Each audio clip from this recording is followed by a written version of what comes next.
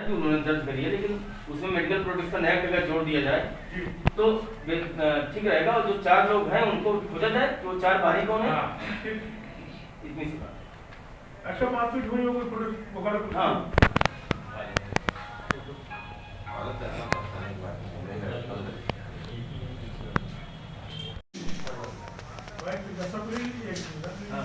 दरवाजा तो नहीं आई है, पता करो तो किस बात के लिए नहीं आई है वो।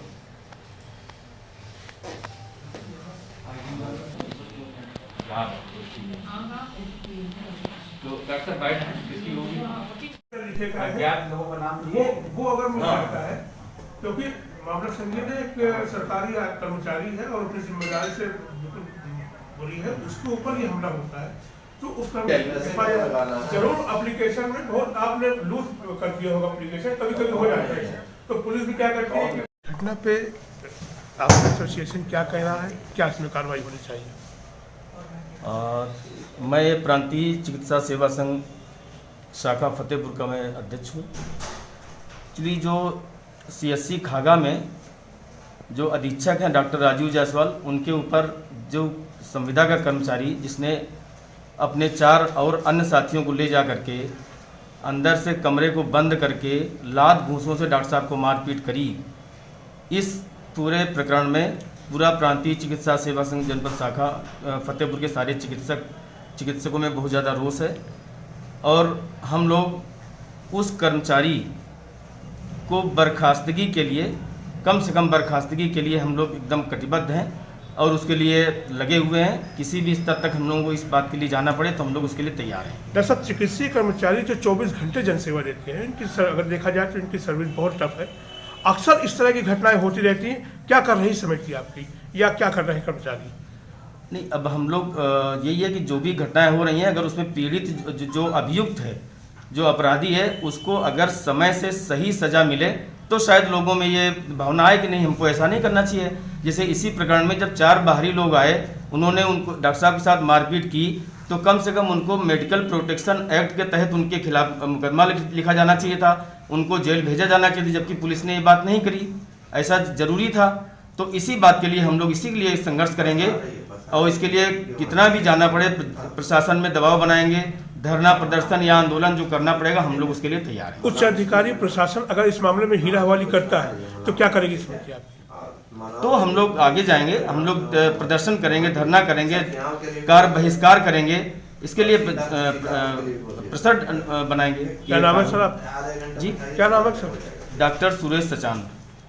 जैसा जी, उनकी सुरक्षा न बढ़ा के उनको यहाँ अटैच कर दिया, ये क्या वाजिब है?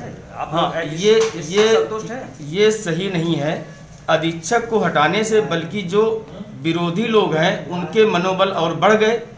भाई, एक तो उनको हटा दिया गया, जबकि उनको उसी प्लेस पे उनको काम करने देने रहना चाहिए, जिससे चूंकि इन्होंने, डॉक्टर साहब ने काम अच्छा किया, अपने कर्मचारियों में काम के लिए दबाव बनाया, तो कर्मचारियों चूंकि लापरवाह और बेईमान कर्मचारी थे, उन्होंने डॉक्टर साहब से पंगा लिया, उन्होंने डॉक्टर साहब को घेरा, दबाव बनाया और यहाँ तक कि मारपीट करी। तो ये नहीं होना चाहिए था। तो इनको तो डॉक्टर साहब को वहीं रखना चाहिए था, और जो संबंधित कर्मचारी है, जो अभियुक्त है, उसको निलंबन या बर्खास्तगी होनी चाहिए थी। जैसा कि मेरा नाम डॉक्टर राजीव जायसवाल है, मैं CSC का अधीक्षक।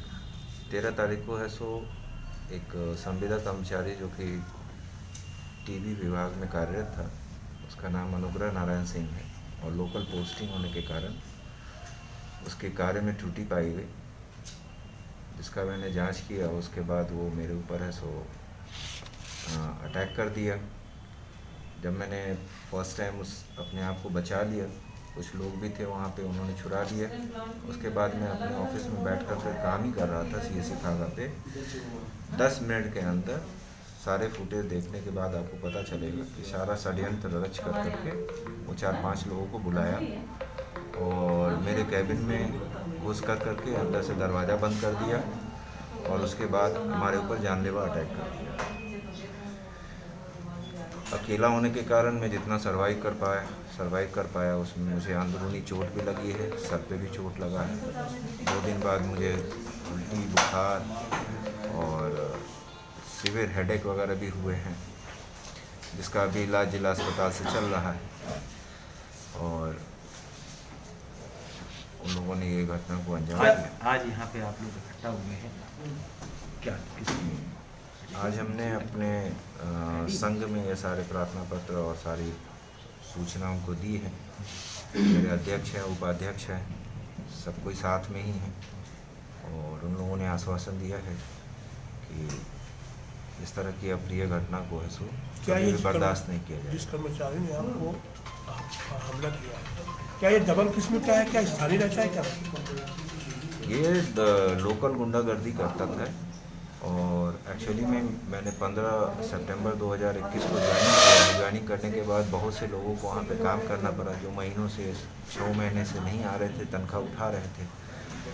और मैं वहीं पे रह करके इन लोगों से काम करवा रहा था, जिसके कारण कहीं ना कहीं इन लोगों को मेरे प्रति पुलिस में शिकायत की तो कोई आपको?